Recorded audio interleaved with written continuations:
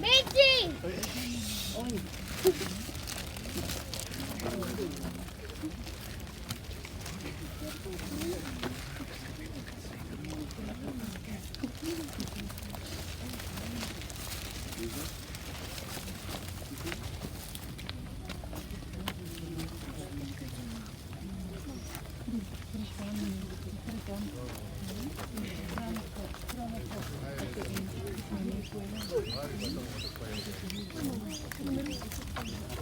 Put down at the front.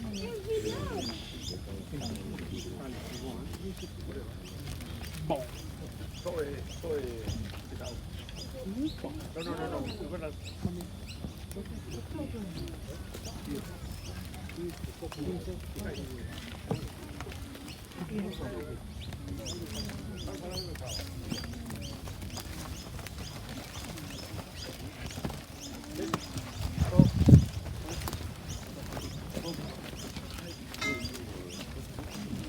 What?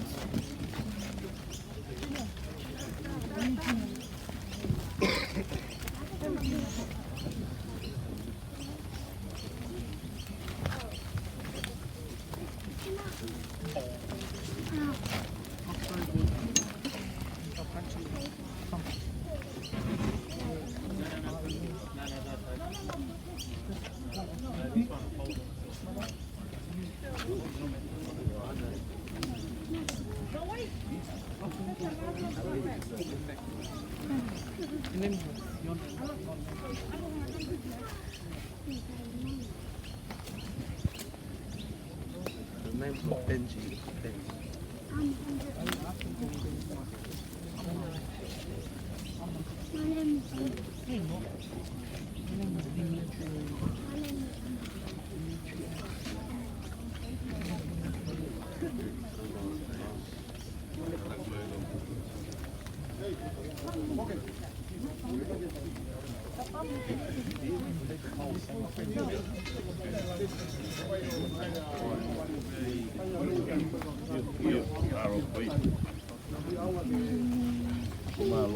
Piggyback. So.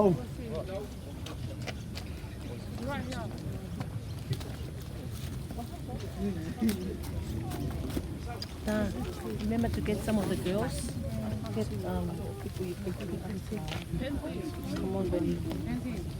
My name's Benny. Hit me up on Instagram. Thanks.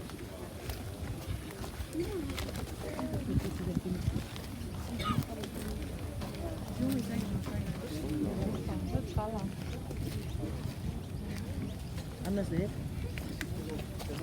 Paula.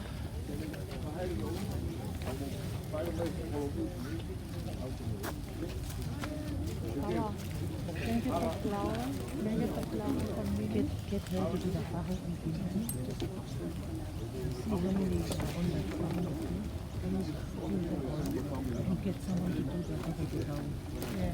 It's so funny. Where's the... Pussy. Who's the big okay? Hide mate. Hide mate. Tauri. Give me the flower. Can you get the flower?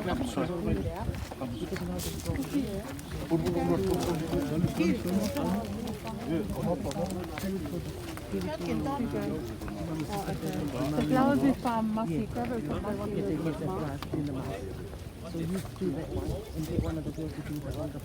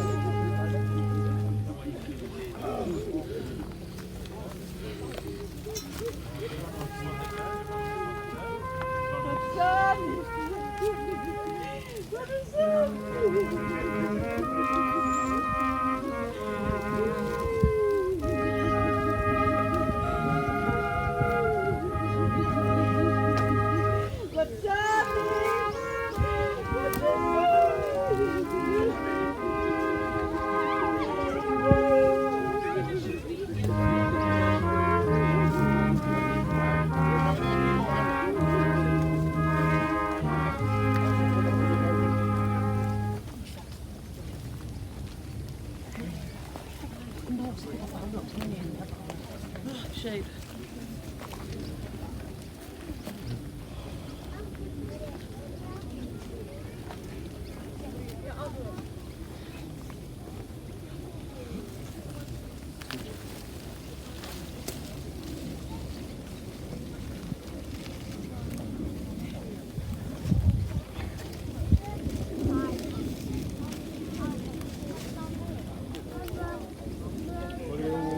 Pangat, mamalat kalau cuma keluar.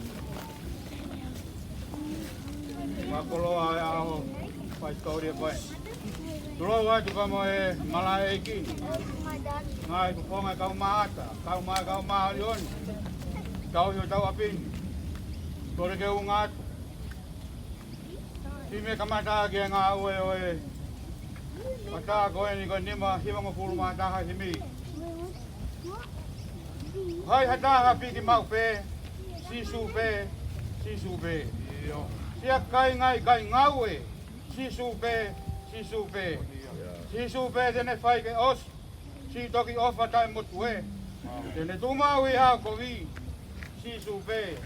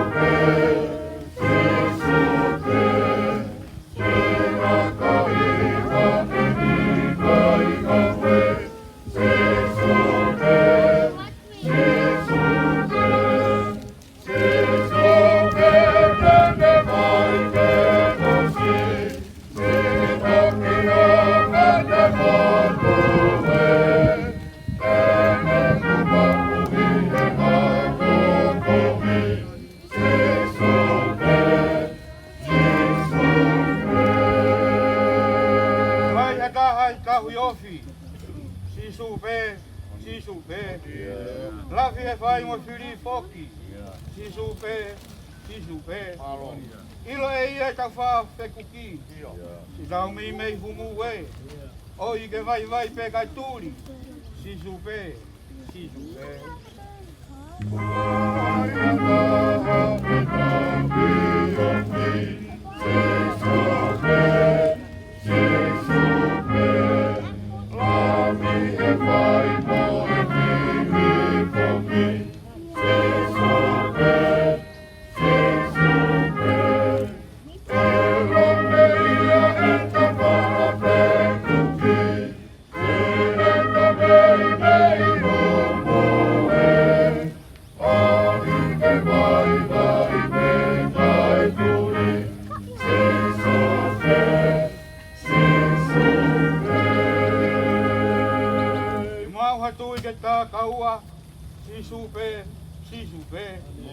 Eiki kaya whakatua. Sisupe. Una kau e te apisia. Hawa te vai o puke puke. Toki kamea whawhare ia. Sisupe.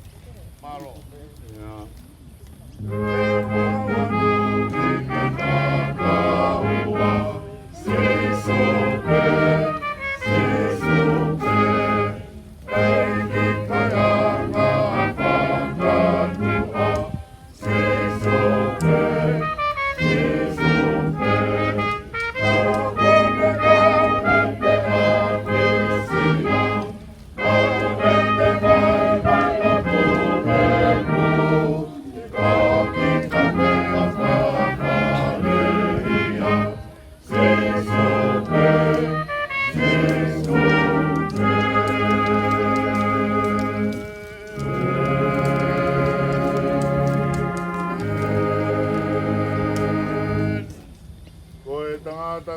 Whanau I e pewhine o whono no e ne maui ia ku whonu I he mamahi kone tupu hake pia tu ose o hange ha pusi a kau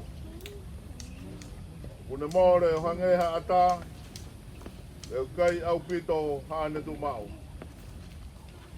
lotonga e maui o kua mate ki tau tolu e te mau alu ki a hai ke kumi tukoni I kai koe awhiona be e ongo ko mau whakatupu ho hou hau totono a ke mau ngahi ang hala ka oua e tukuange a ki mau tolu oua e o tua mau nioni ang whau oua e eiki mafi oua whamui mau nioni kai alofa oua te katuanga ki mau tolu e ngahi mamaha kona o mate tangata o kuke a whioi eiki e ngahi mea fufu ho mau loto kai oua na ta ofi ho fofo ngā alofa e mau ngahi loto te whangahafi ki mau tolu e a whiona a eiki mau nioni ang whau ai o toa kai alofa ai whamau motu tahau I tāni te oua te tōu ke mau hinga mea te koe I ho mau hoa whakamui koe uhi koha mamahi oi mate mea e whanaui ke kinangalo ai o tua mafi ke huianga e lau maari o tua tau tokaua ko kini oi au tau tuku hono sino ki he whanua ai kere ki he kere o e fu ki he ilopau na ilonga ki nau toro ko te ki ai he ki te nau te tume ki he mo ui tangata ki he eki ko tau wha mo ui ai a tene riu ai sino e tau mo garoani I ala anga mo hono sino lani ona Le oi hare o me langina pehe mai tohi hiriani o monu ia pekia I heiki o fola e lau mai e io e uhi te lau maroro e lau whakauasia e tau lot e o toa mafi Ai whiona au no nofu mo koe, o ngahi lau maari o kai ko hiki I eiki. Ko whakatāki na tolu me ngahi ka venga e mawini. E unau ma oa e whiwhia, Moimoi ia. O mau atua papatai ko hi ko ofa. Yo mau toko wani. Mo beti angia me ngahi kovi mama halani. O mau to gloria ki o wafa top tapo. O hi ko kau sevani ti ko hiki he lotu moni. O mau kore ke finauro lei. O whakakato lau aho ka kaitiri. O whakatoto mai ho puranga. O hiki au sia ki mau tolu, moki nau tolu ko hiki atuna. Ai whakahau e sino. Koe lau maari e. Ia mano ia moe klosia o itani ki. Ia seso kalaisi ko mau e ki. E meni. Ea koe kresi o tau e ko sisu kalaisi. Koe awhalahia toa koe tamai ki o hipa moe lau maari e maa o ni. La toka hamo alo whai patahani. O ana hiri kai Faitoka. Kata e meni.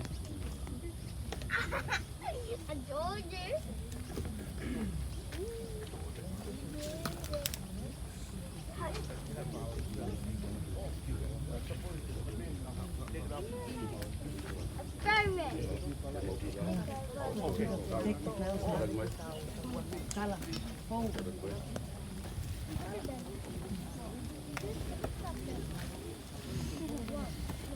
Look at them.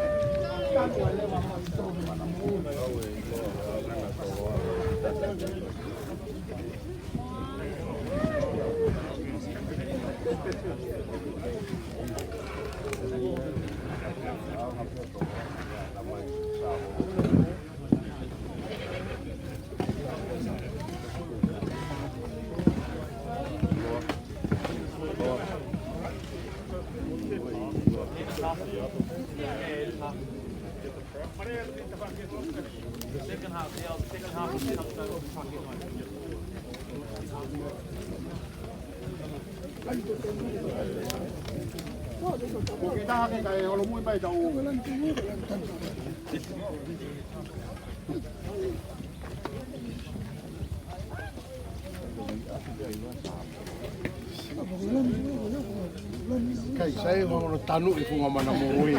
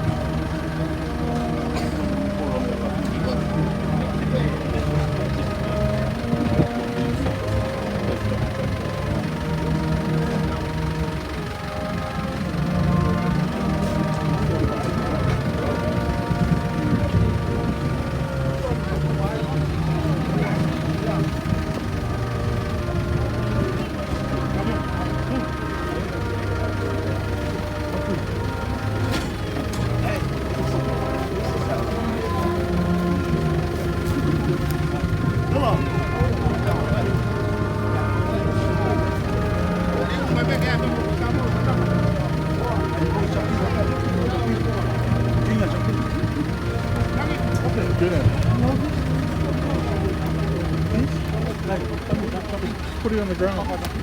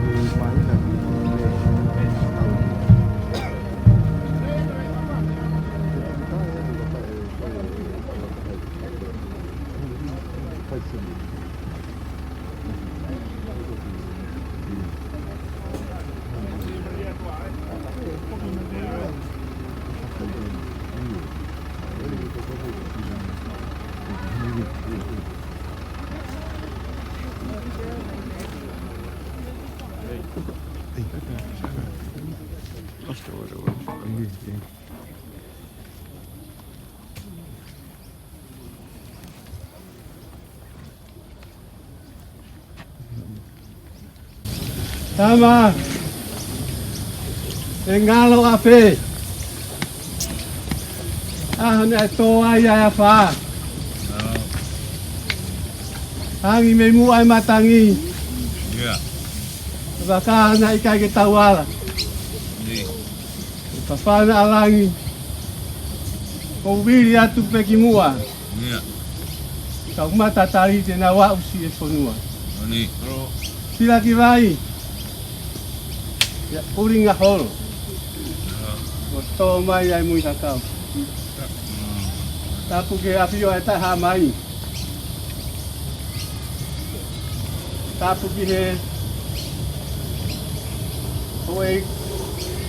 Nau tatroka kere koeni. Tainga ko nau pekia he iki. Tapu ke whaka iki. Tapu ke ada panua. Na yo dum foi. Apa tu? Ila. Saluta. Ama tapu. Tapu ni ke pai tapu le. Vas panua. Siasi tahu atai na Tonga. Kalau kita sedang Havea, tak ai ngai tu kau tahu Faifekau. Ada ali kilang. Kau Faifekau kau toa. Kata waktu Siasi.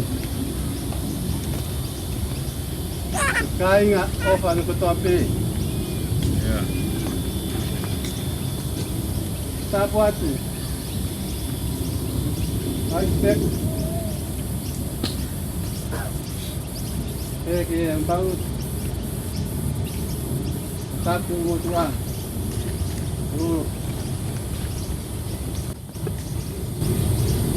Pasal ke.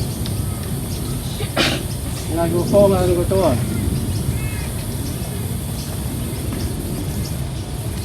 Aro e patapu. Ik no pereng. Bahan noa. Mungkin bah. Kita buat ke kaya oka betul dengan family. Kaya kita motuan ke pangkat. Datang ke motuan koin ke faiha. Le pengmalong. Tonga tu penda na hoa. Upa ya tu. Ang belo hai. Tatongia ko ini. Oh ya tu ai ko tu pe tahu. Yeah. Kalau si. Pasti moya si. Kajengalo pengataan. Utanata. Kulot.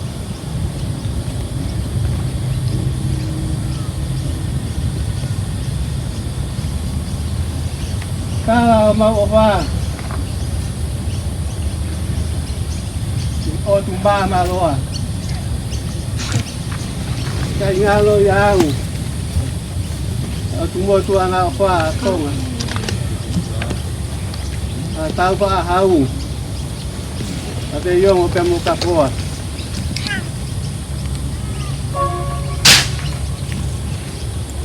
To kai salah ko. Ulawa holoto. Ko pago. Ko ni ko wiku ki fonua loto. Lea tau tahi.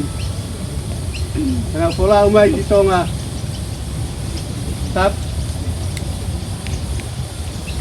Alo i tala usia ko ka koa. Ko ta tawe ni kau alu. Kai lange ko kai ke toi foki. Ko kere aka Tonga tap. Tony. Tawangi mo si Hoa ngini whakamonu ia. Tawangi mo si Hoa ngini whakamonu ia mua.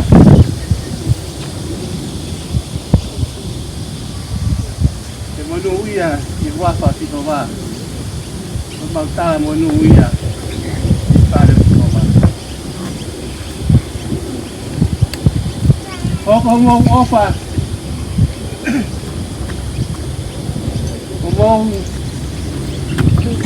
Waki mai ma famili ko ini.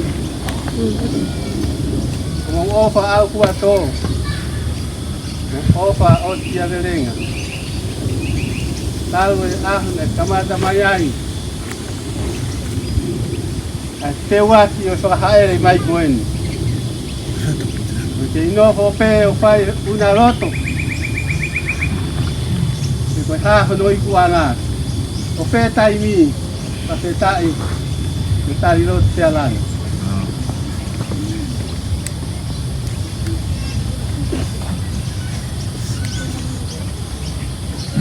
Kore atu ka te ngotolo si ngahi whaamirio na katoa.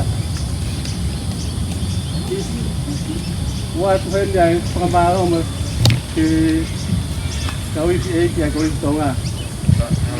Maha o pite whalangi a koe ni. Opa te whaamirio ka te ngotolo. Mana tua Uatesoni Namoa na whai mai kori Tonga ka tere ki sa kai to a pe na ukolau sia pai o Tonga ya ha koi ni tainga mo mori la vei pe como mo tia tari poloa mo whakamore more Taulava pemi mga eni, me ato lang si me ato hati, may lot, taupay aki e.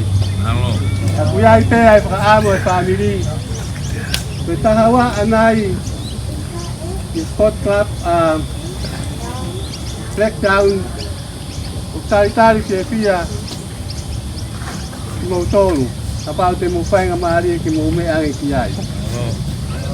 Kaya ay siya pagkamalong mula pagkatai ko tumanuwi at kolaw kaya ako at kolaw may tukutapo ako upay kasi kapure may Faifekau kaya katoa maulame mo nuay kumautolo kaya pe kaloro kwa maring kaya tayo tolo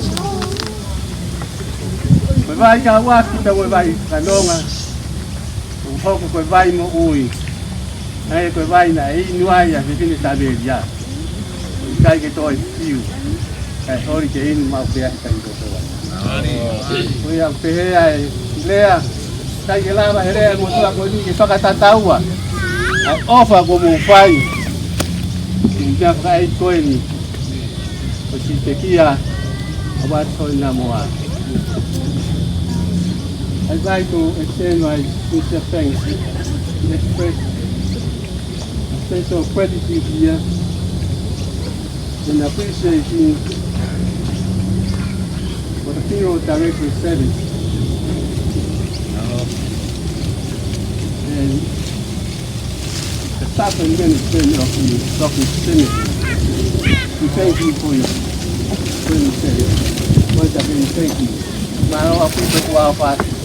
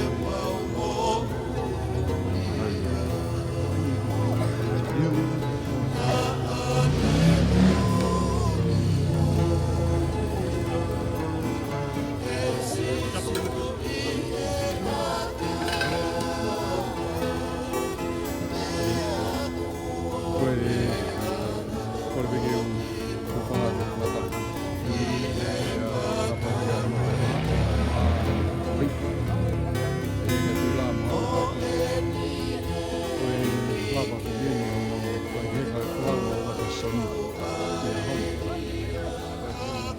ka ko ni family ai whakatai ki o tua mafi koe ni whakaau ai whia mau ai whamiri kono whakawhalau mai a Uatesoni ke mesia pani koe lava ini ai whakakiheka ai whalau a mafi tōki mana mo ui ia kua kakato ai whatongia e koristonga he honi ki he tamai o eiki koeni au kau whawhitai ai ki o tua mafi ki he honi ki he whakalaolawa na tua te whaka-au-au e whalau ai tamai o eiki koeni mau iheni bea moe kautangata bea me he koristonga ki whakaheke heka e whalau ai tamai o eiki nai taku koe laioni koe walu tolu ka koe ahoni koe ni tatauma koe whangatoko ua eni pia me he punga mana mo ui kona ui heni ke whakaheke heka ho o wholau wati he wikai ngalo ai ngā ue maungonga nā ke whai i he koristonga o tukangi he toko ua koe ni ke whaheni ki pōpua ki atu ke kau koristo tuko tā pe i he ope o mō mea mai i a hori. Atua watu Uatesoni Namoa. Watu ai o kuaki ofa whangato hoa ko tō pe mi he koristonga o tōwi he kolope. Atu ai ofa la whatongia ai ni lava pimare Uatesoni kopaki o tonga. Atu ai ofa la heke tōngu tōwi ka atua yani mua tōwi a malo. O wat famili. Karawang ke tā poki ki moto e tua mafi. Atu hanonga ka teki moto. O whātu alaki hifa, beka ereni ki Nusila. O whātu alimatea ki Tonga, na pehe ki a Katini. O whātu no perepahai ki Whanuala. Karawang peke o tuake ni atu e nonga po whia maari kia te kōna. Ki taim whenga tākona. Ko lawa e tangatani. Iono no whanga maro. O whātu e ringo.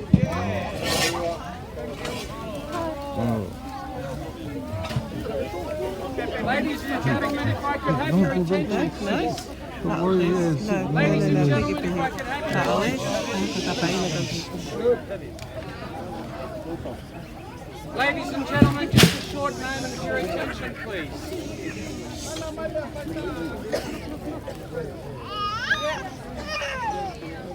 Ladies and gentlemen, this brings us to the conclusion of a service for our brother. And on behalf of Paula Hood and the staff at Paula Hood Funerals, we'd like to offer our sincerest condolences and sympathy in the passing of our brother, Uatesoni. On behalf of Uatesoni's family, I'd like to thank the Reverend clergy who represented them here today, and through their prayers and through their support, gave us some wonderful spirit amongst us and kept us united like a family in these COVID-19 conditions. And once again, on behalf of the family, I'm sure they'd ask me to thank each and every one of you who braved these conditions to be with them. Your love, your care, and your support in this their darkest hours. May the good Lord bless all your families and keep them safe and healthy, and may He grant our brother eternal life. God bless you all. Thank you. Paula, after this we're all heading to Blacktown Sports Club. Please join us for calls. No worries. It's gonna be overcrowded, man. You gotta take time, man. You gotta make it short.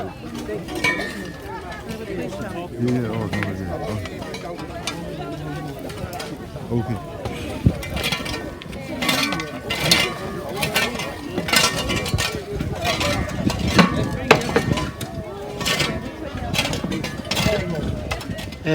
Tonga to ora machi nanga no sorai的にTongaの子供たちとオーラ町の子供たちとラグビーの試合ができればいいなと思いますので、その夢で頑張りたいと思います。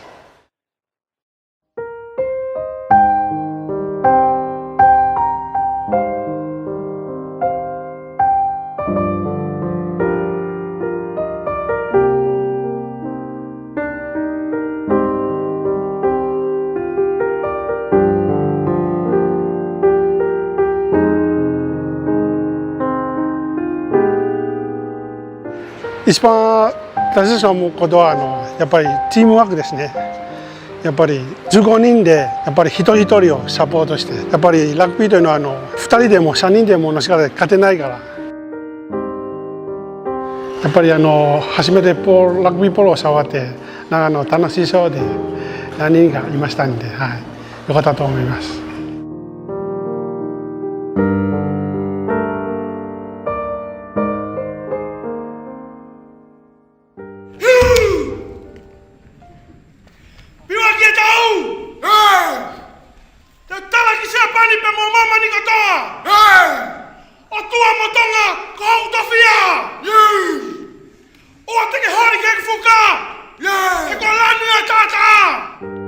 トンガのために何度か頑張りたいなと思っておりますので、もしできれば、トンガの、文化掲載できてもオラマシと一緒にやればいいなと思っておりますので、すごい今日は感謝しております。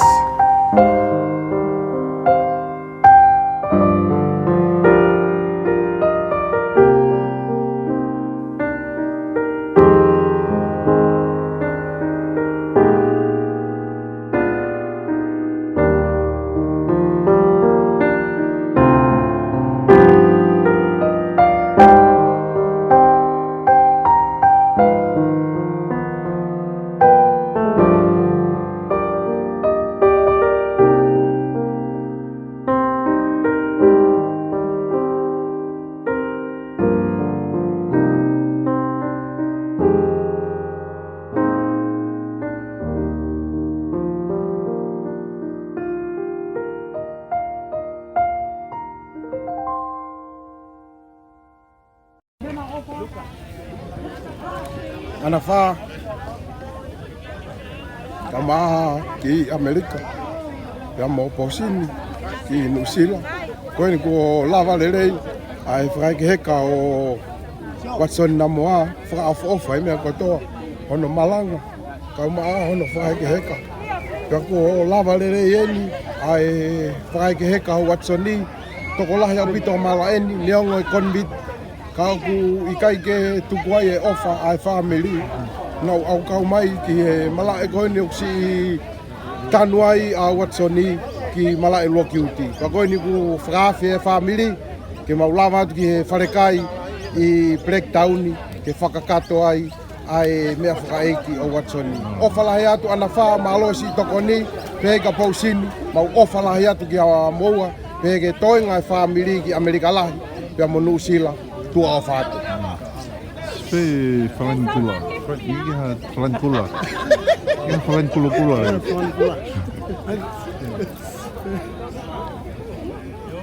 Rea kere. Polo, e ai e tā kaka tuki ai.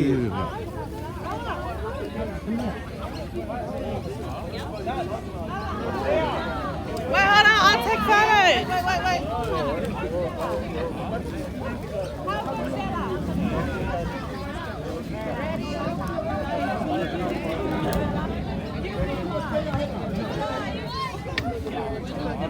Samai,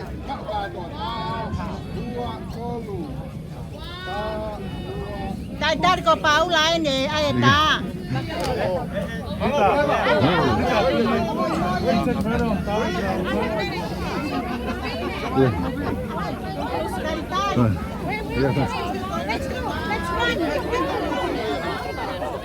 Because I'm losing weight standing there now. Okay, look.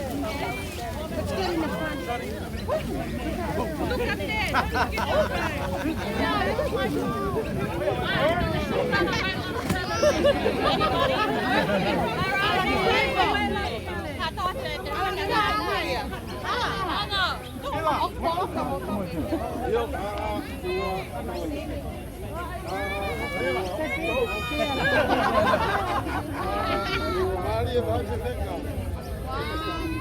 Tonga 3. 1, 2, 3.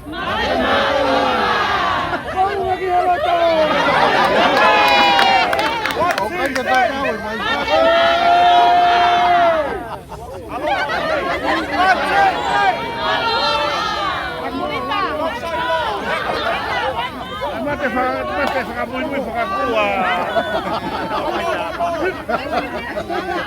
Mate whakamui whakakua.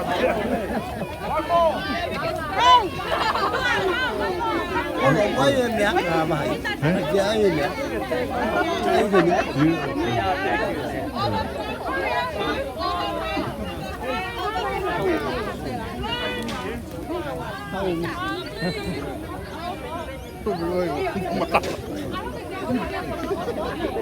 Hả?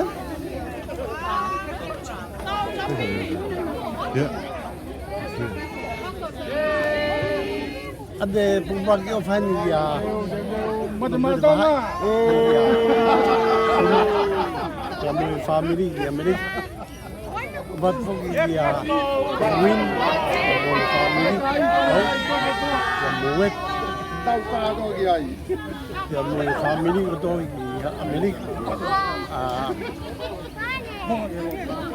Dia lolani dia mau Turki. Kata lah family di Amerika mau kau sekolah. Ada mau buat dia kamu dulu ngai, kamu dulu apa mau tu nak fai baik. Ni afrai kau buat deh. Kalau lama ni, ni afrai ki. Kalau dia offer dia Hawaii dia hotel, dia Kaiwai, dia Tonga Namoa di mau dia mau Uesiliana Faifekau Moren. Berkata family Namoa di Hawaii, mau Amerika, mau falah ya tu motor. Kalau dia offer dia anti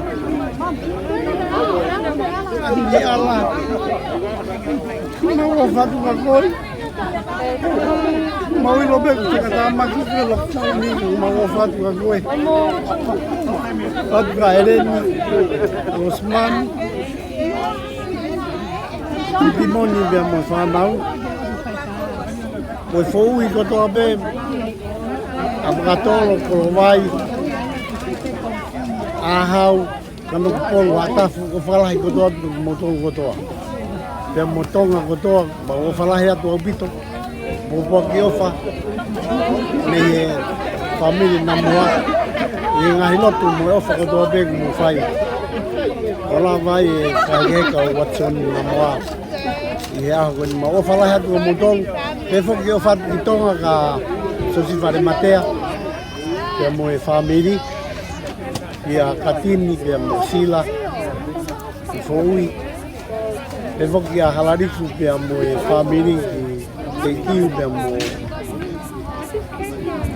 komot, obat kamu tu buat, sokai, nuk dia mau apa, Havea hati hiu, meme ay sila, obat dia Havea. Kalau dia kisi, love you.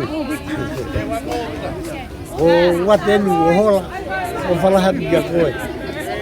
Kalau dia fanua, kamu no pade. Bagi lau hingo nato ataha kai ne.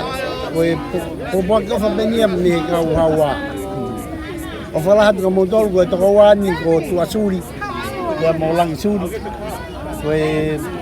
Kau faham mana family. Vai Yahun. Falah ya tu motor. See you later in Tonga.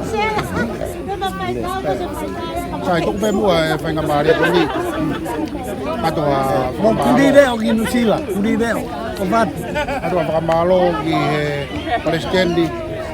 Yang buat kawak tutup buat polis Tonga. Kita tersende. Atau Pavofonga et me vai perfect abe ka maken abe ke apa tu fa fine pe no ka botonga fa na ko family ad fa malo la hi Palestina ai ko su ka be ka ko su ko to ko la bambai fa nga mari ai pa yo ta fatongia ke tangata ko ta to ko wa tambai ko ma fito ki manamoi fika tolu ya ko Tonga. Patay famalo lah kating botol patawan ke Havea eki buat hangahi malo nga ko ngai patongi e Tonga e tau koe. O fatu mo ngai fofonga. Malo. O fatu ngai family ko toa he ope. O mo tolu i Lusila. Amerika. O te foko Tonga aiki. O fatu. Malo. O pulu. Ko po hawa a kalote. So I just want to say what they say. Tonga. I just want to say I love you and all of my condolences. I love you, the family, and also the children. I love you very much. Take care of yourself, and hopefully we will see each other on a happy occasion. Bye. Bye. Rồi phá hậu anh gì? Cái phá hậu anh. Phá hậu tôi nuôi thì là cái tàu Siasi Namoa. Và cái phía bên đó, cái tàu Kilalo, cái phía cao anh, bốc cái cao anh thêm biết cái tàu Kilalo, off, toka, apa, cái tàu Siasi. Halo Siasi. Halo. Ini mau kita.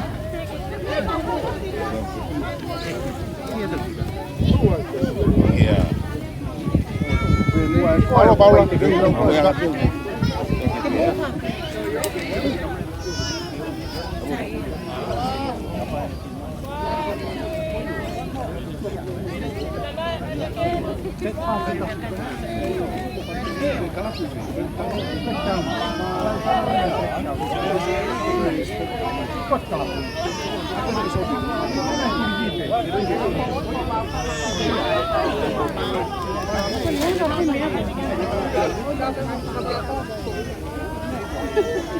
Hey, tomate. Paula. Yeah, okay. Yeah, okay.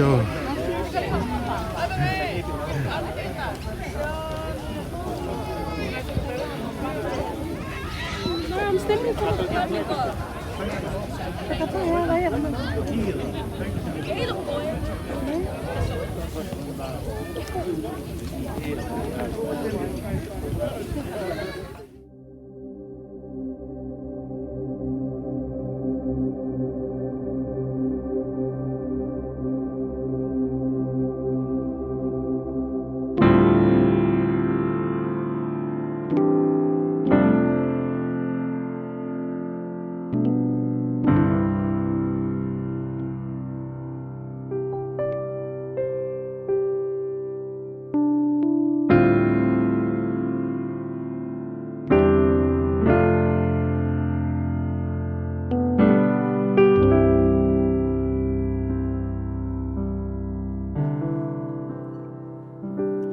Never thought I'd see the day that the Lord called you to be there by His side.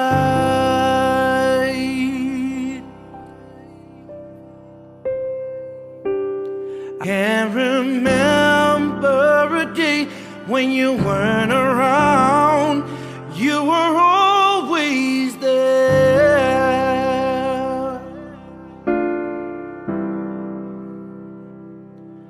I still hear your voice in my head, hear you laughing, see you smiling in my mind.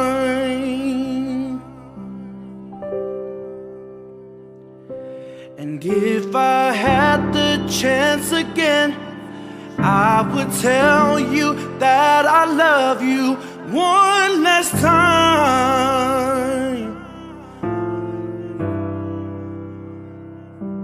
And yet I still can't believe that you're gone, that you're gone. Oh, we cry, we cry,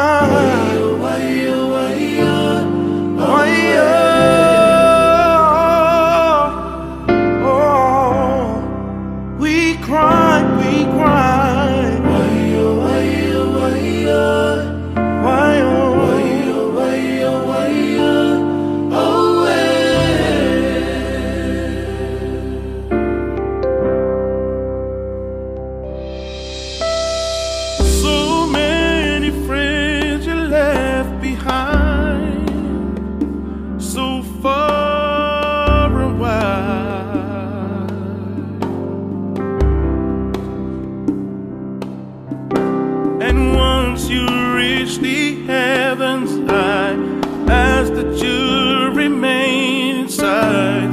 Be our angel watching from afar. I'm crying now, just wondering why you had to be the first to fly away.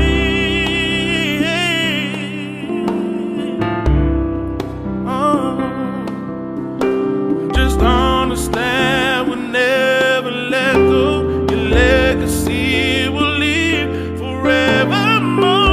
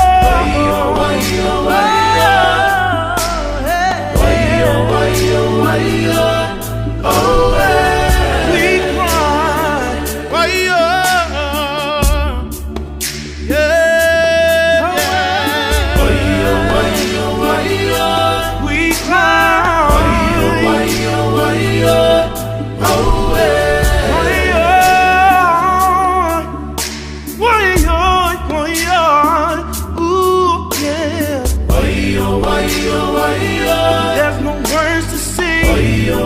We cry, we cry.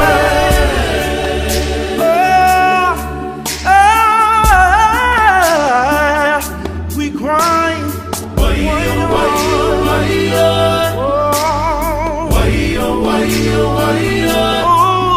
Let me sing it now. We cry, we cry.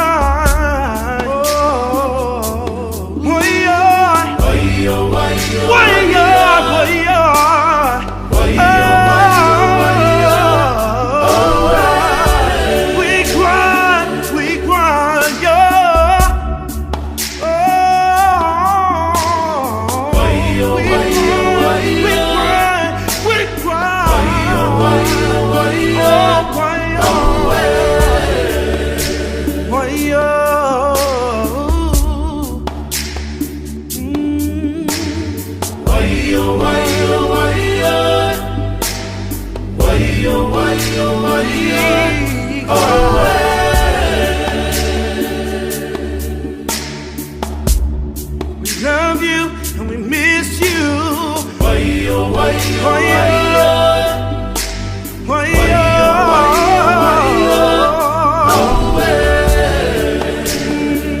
We cry, cry, cry.